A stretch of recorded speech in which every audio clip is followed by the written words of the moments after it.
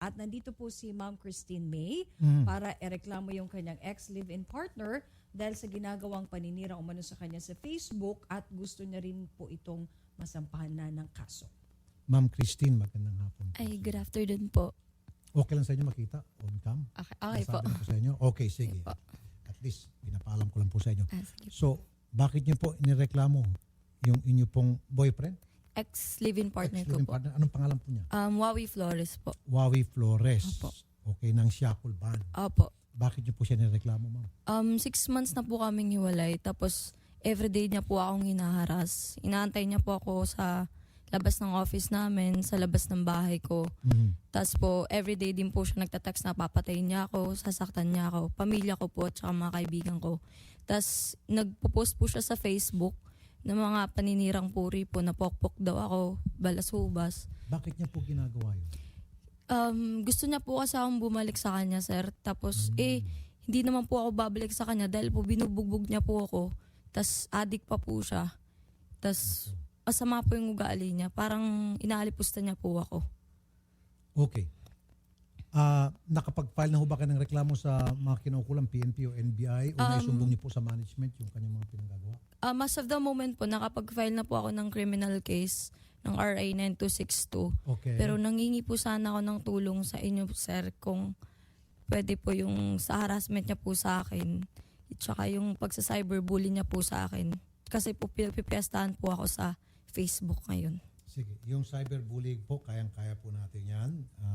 Siyempre, ang tamang agency na ating pong hingi ng tulong tungkol dyan ay yung NBI. Ano po?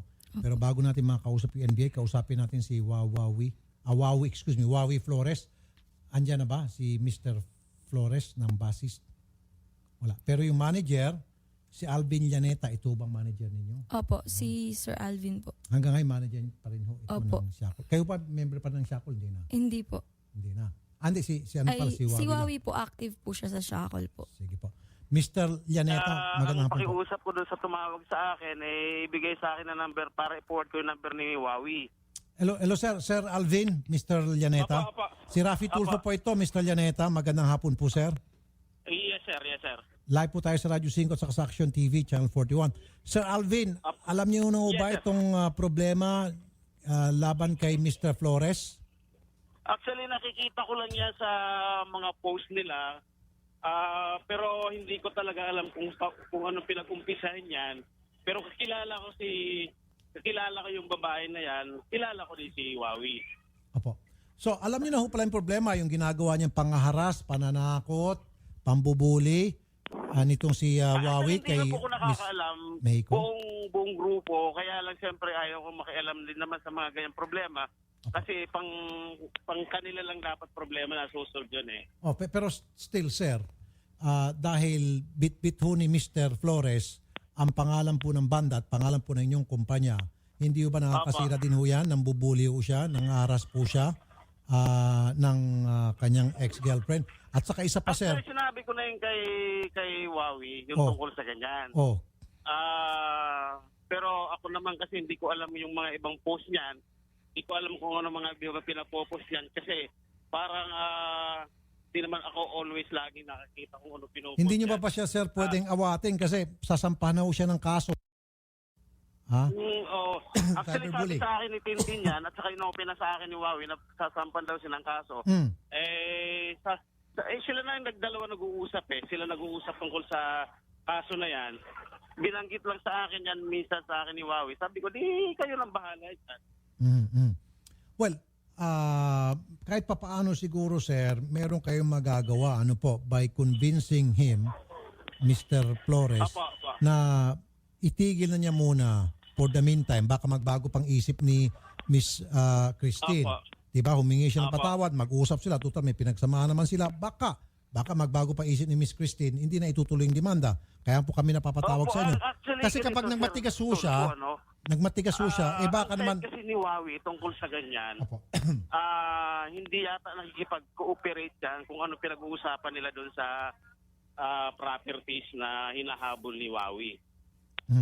Sir, Yun ang sabi sa akin sa side ni Wawi. Kasi sabi ko kay Wawi, tigil na yan ganon. Okay, Ang sabi good. ni Wawi, isuli lang daw sa kanya yung atraso ni Miss Ann. wala na siyang po problemahin doon. Sir, kung ano man yung atraso, sabihin natin may utang o mayroong mga gamit na hindi sinoli, hindi naman ho Apa. siguro tama na gamitin niya yung kanyang pananakot, pambubuli, di ba? Dapat po, Sa dapat internet. Po, dapat. Yes, lalo To po the kung ex- nakakasira ng ano yan eh. Exactly. Hindi lang ho nakakasira sa sarili niya, kundi pati ho sa banda. Yes, sir. Oo. Pinoprotektahan ko yung pangalan ng banda. Pati yung mga kasama namin. Di ba, sir? Sinabi na yan na itigil na kasi mismong si Miss Ann, yung kausap yung bisita niyo po yan, sinabi na sa akin na tulungan ko siya para itigil yung ganon. Opo, Pero opo. nung sinabi Ayaw. ko sa kanya, yung ayaw kasi ang gusto niya lang makipag-cooperate sa kanya si Miss Ann na hindi ko na kayang kontrolin yung ganon. Sige po. Kung paano sila mag-settle ng Sige po. problema. Actually, alam ko na yung kwento kung paano sila nagkaroon ng haras tungkol Sige dyan po. sa ganyan Well, problema. ayaw ko na na yun. po malaman. Basta ang gusto ko lang po malaman kung kaya bang itigil ni Mr. Flores o hindi, at mukhang hindi niya ata kayang itigil, na lang pagsabihan niyo pala, then aakit na po Opo. tayo sa NBI at yung NBI na po ang gagawa ng paraan sa gusto niya, matitigil dahil siya ay makukulong na. Ano po? Okay, sir? Actually, ganun po dapat. Sige po. Sir Pero Alvin. ako, hindi ko.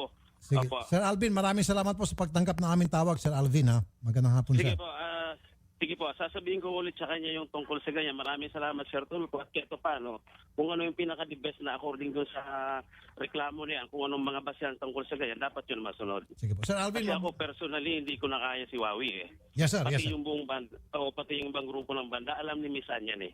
Opo. Sige po, Sir Alvin, mabuhay ho kayo, sir. Magandang hapon po. Sige, salamat po, salamat po. Yes, sir. Yes, sir. Mr. Vic Florencio, Assistant Chief Anti-Cybercrime Division ng NBI. Sir Vic, magandang hapon.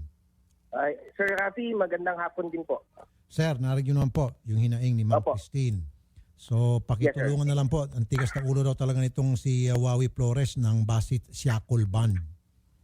Sir, actually narinig ko sir, naintindihan ko din kung masuggest ko sana kung pwede siyang bumisita sa office para ma-identify namin sir yung kung ano yung specific offenses, yung mga violations na na-commit na against kay Ann.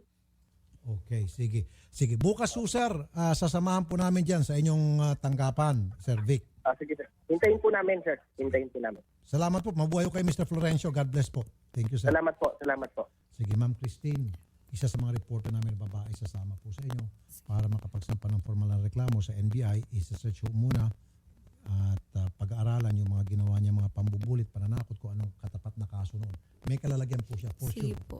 Maraming salamat Opo, po, sir. San- Ma'am, ganda thank na you po. God bless po. Wanted.